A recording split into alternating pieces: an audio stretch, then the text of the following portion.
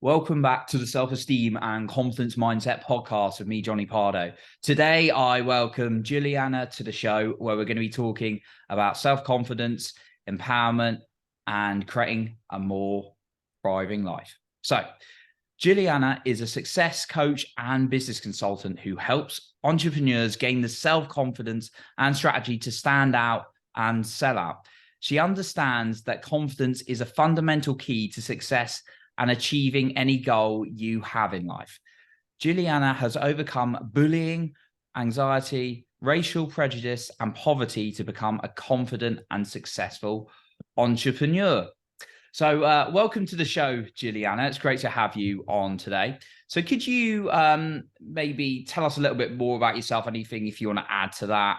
And also it'd be interesting to hear how you grew up from growing up in poverty with a single mum to with living on food stamps to thriving as an entrepreneur, how that journey went.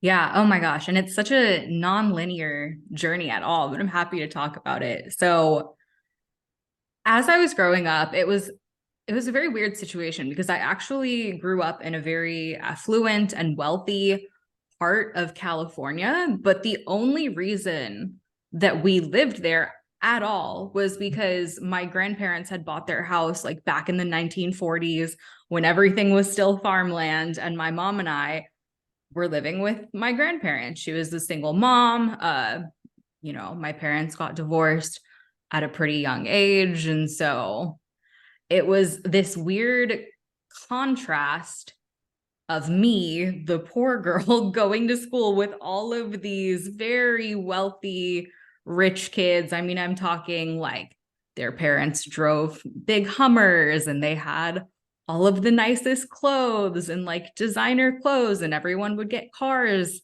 for their birthday when they turned 16. And like my mom and I were just like living off food stamps and shopping at Walmart and Goodwill, and I did not fit in. So that created a lot of self-esteem issues within me at a young age that I would say carried through to young adulthood. And I mean, they still come up from time to time. Like, I don't believe that we're ever fully healed or ever fully done processing. I think it's, a continued journey of continuing to work on our mindset and our confidence. And we're always going to have these things that pop back up, and just having the tools to navigate them is so helpful. But yeah, and then, I mean, I did the whole college thing, got a job, only lasted for 6 months before realizing I really hated it. I was like, I'm going to start my own business. I don't know what I'm going to do. I was like, at that point, I was like, I'm going to teach yoga, and do like holistic healing. And then I sort of, in a very nonlinear way, ended up doing what I do now, which is like a combination of all my passions and all of my different expertises wrapped up into one business. So I've had to navigate the confidence journey to get here for sure. Wow, sounds like quite a journey. Yeah. Yeah, and thanks for sharing obviously your story and having some of those self-esteem challenges early on. From like early experience, I mean, with kind of like the rich kids and the environment you grew up and found it quite tough and some of those challenges, how did you get to a point where, and I appreciate you saying it's a growing journey, because I'm always working on myself, even though, I host Mhm. this, there's very, very confident people out there. They're always growing themselves. They're revealing their challenges. I see on social media, which is great to see people being open. But actually, it sounded like you were in a stage where it was really, really challenging for you at one point, that self-esteem with that. So how did you start beginning to love yourself? I think my first introduction into it was like I found kind of the whole world of like spirituality on social media. And to me, I was like, oh, this is so cool. There were people talking about like self-love, talking about manifestation, talking about energetics. And I was like, oh, this stuff is so interesting and so different from, everything that I've heard my whole life. And the mindset piece specifically stood out to me. So I think it at first it was really just me like leaning into that and soaking up as much wisdom as I possibly could. And then I started, like reading self-help books. I started watching YouTube videos, listening to podcasts. And I feel like it kind of developed over this 3-year arc, because I would say, I think my journey with all of that started in 2015. And then 2018 is when I dove really deep into it. I got my yoga teaching certification. I quit my job. I was like very deep into my own self-healing and self-development work. I had gone through 3 really horrible relationships back to back that were very like mentally abusive, I would say. And that caused me to just take a whole summer where I literally just focused on myself and healing my own relationship with my self-worth. And that looked like me, I was lucky enough to have the summer off because this was my summer in between my last semester of college. So it was the summer before I graduated college, because I graduated in December.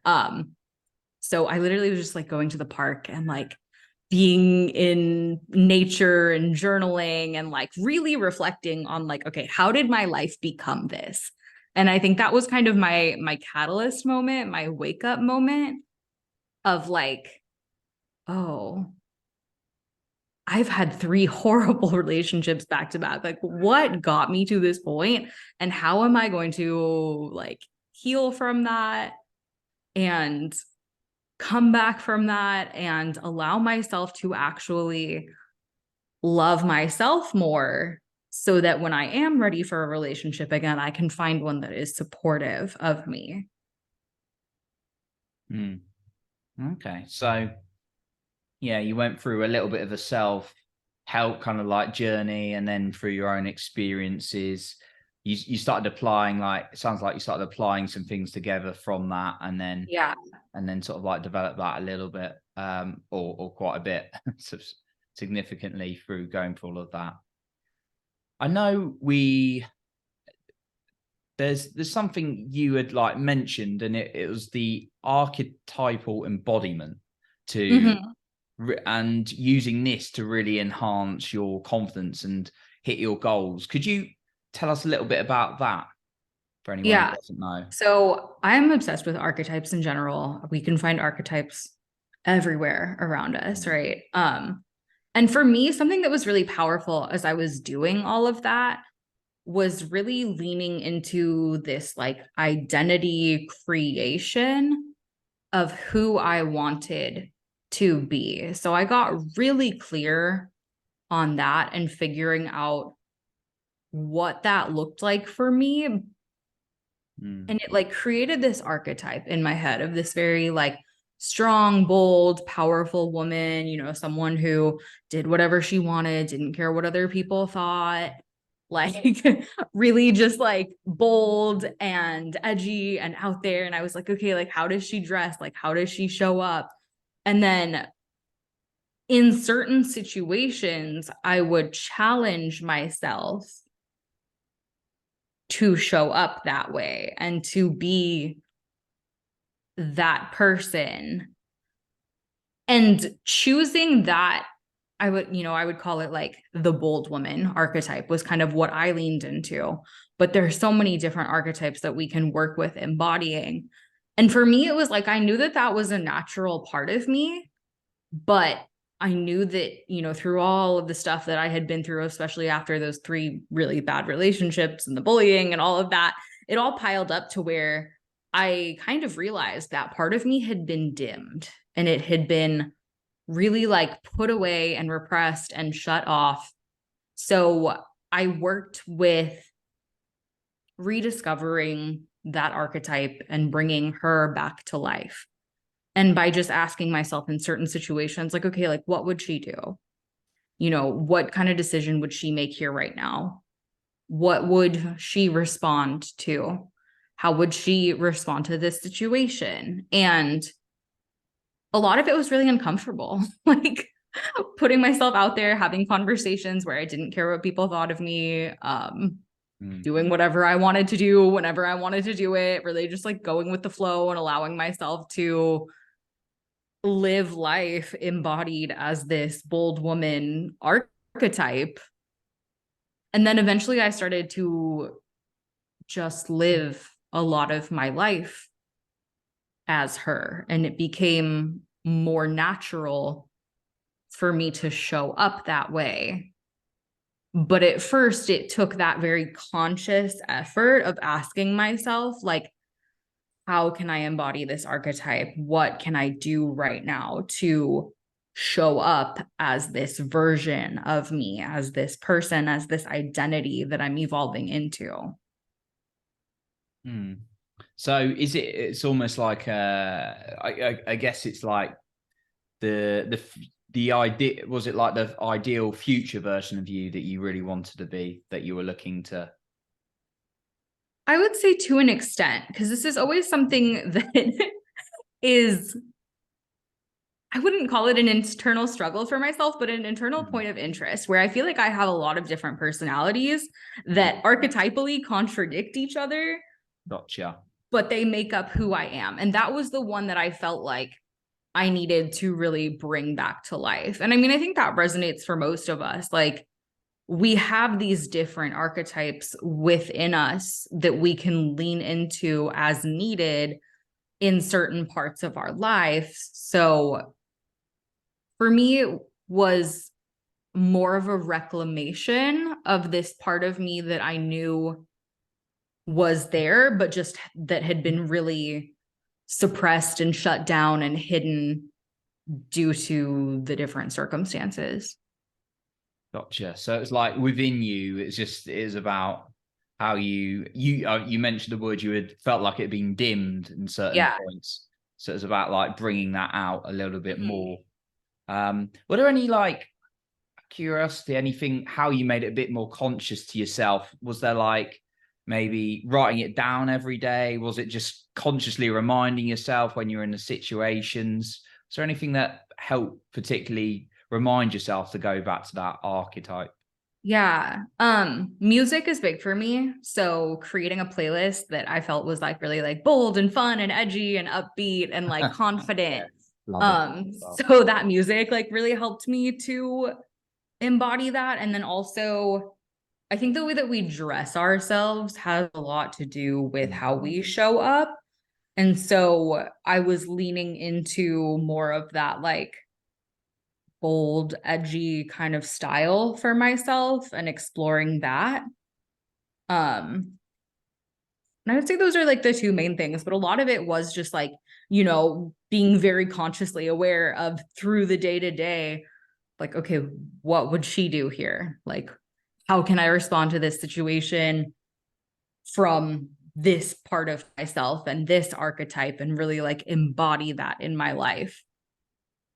Yeah. Okay. The awareness. I like what you said about the dress one, was kind of something I've written down amongst the many notes you can me. But yeah, it kind of, for me, that always gives me a different feeling sometimes of confidence. It's like when you're doing a bit of work and you're in your hoodie and you're or kind of like jogging bottoms versus wearing a suit or something a bit smarter.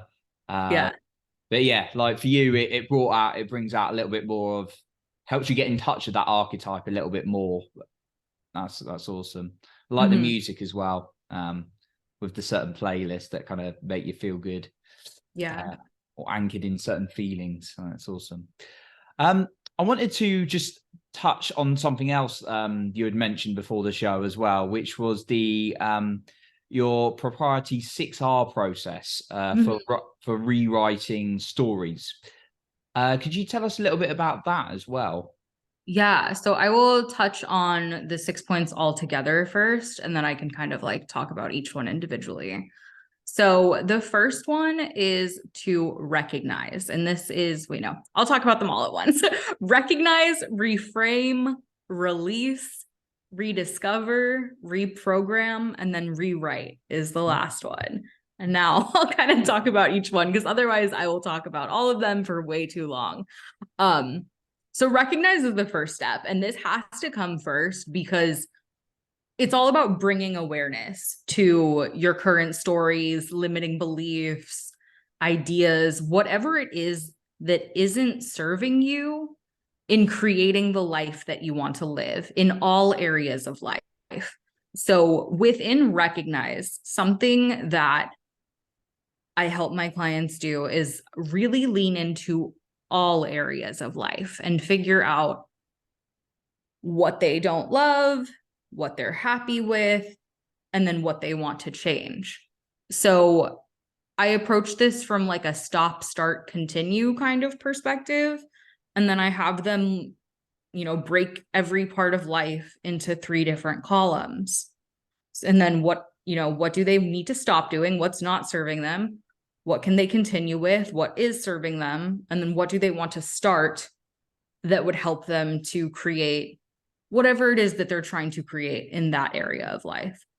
But it requires also like a lot of awareness to actually kind of step outside yourself and sit back and be like, okay, like what does this area of my life look like right now? Because as we're really busy with, just life as adults, like there's so many things going on.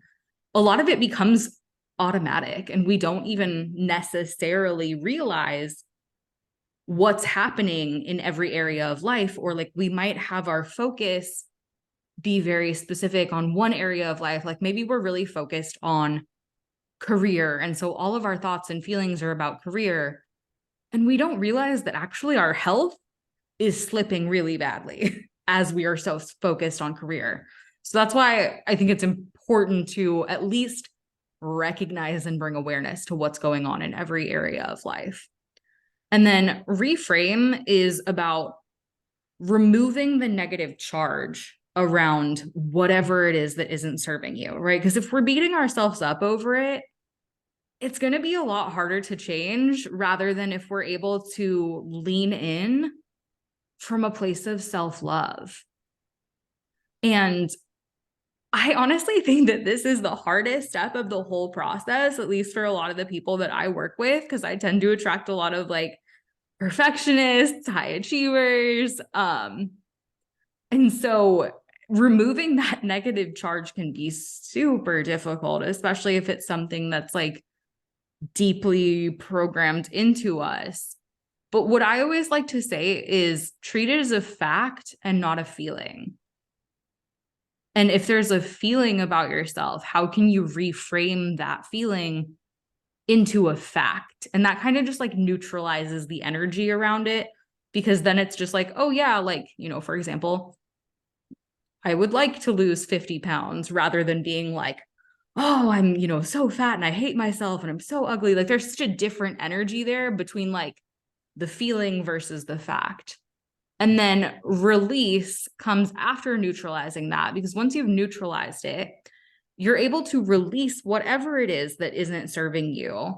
And I approach this from a very like multidimensional perspective. So I bring in mind, body, energy, spirit, and approach it that way, because I think that something that's not serving us can get stuck in our mind. It can be a limiting belief. It can be, something that's stuck in our body. It can be energetic. It can be spiritual, depending on what your beliefs are listening to this. But that's the way that I personally approach it, because I don't think everything is in the mind. I think we tend to go to our mind first. And what I have found is that people who do a lot of mindset work, if they find that that is not releasing whatever needs to be released, it's often in one of those other 3 categories that needs to be worked on, because everything about us is connected. And then rediscover is a lot of like what I was talking about with that archetypal embodiment. So exploring your authentic self and who you are underneath all of your conditioning and programming, and really leaning into like, who are you actually at your core, rather than who you have been programmed to be. And so this is a lot of like self-exploration, looking at, who you were as a child, exploring different personality tests and seeing what resonates with you, and really like comparing and contrasting who you are at your core versus like who society has made you into be. And then reprogram, we work on creating the new stories, new habits that are aligned with who they have rediscovered that they are and the desires that they're wanting to create in their lives. So there's a lot of different ways to reprogram the subconscious mind. There's like hypnosis, NLP, EFT can be really powerful for more like energetic and body-based stuff. There's so many different ways to reprogram. And I think depending on, the individual, something might work really well for someone, and then that other thing can like maybe not work so well for someone else. And then the last one is rewrite. And this is really about taking action to actually implement their new stories and actively create their life through those actions that are going to get them the goals that they want. But all of the other stuff needs to come first, because otherwise we will self-sabotage. So that's the 6R process. Love it. There's some some very simple but effective ones there: the recognize, reframe, release, rediscover, reprogram, and rewrite. Love it. So being able to just go through some of those steps and I guess not overcomplicate it.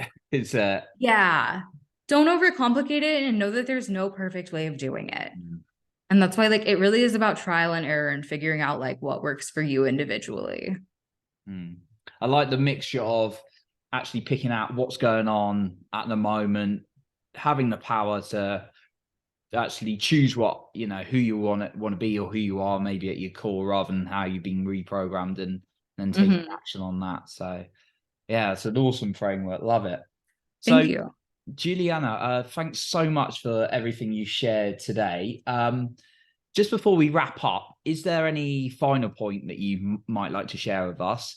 And also, where can the listener find you if they want to find out maybe more about the 6R process, or anything else we've talked about today, or any of your work in general? I would say like the best place to find me right now is on Facebook. And I know I gave you the link for that, so I think that will be in the show notes. I feel like that's the place where like I show up the most. And then also my website, roartorich.com. For last words of wisdom, I would really just say like leaning into that trial and error with everything. Like there's no perfect way of doing anything. That's what I truly believe in, because one person's version of perfect is going to be completely different from someone else's. And so I don't think that perfection is attainable. So, as you're developing your confidence and your self-esteem, you're really like learning to love yourself again. It's so much more about exploration and trial and error than it is about like trying to do it quote unquote perfect. Some great final words there. You can't obtain perfection if you're chasing it. And just try and see what works for you. Love it. So once again, a massive thank you for coming onto the show today, Juliana. Thanks for having me. Awesome. So that concludes our episode for today. And remember, you are in control of your own self-esteem and confidence.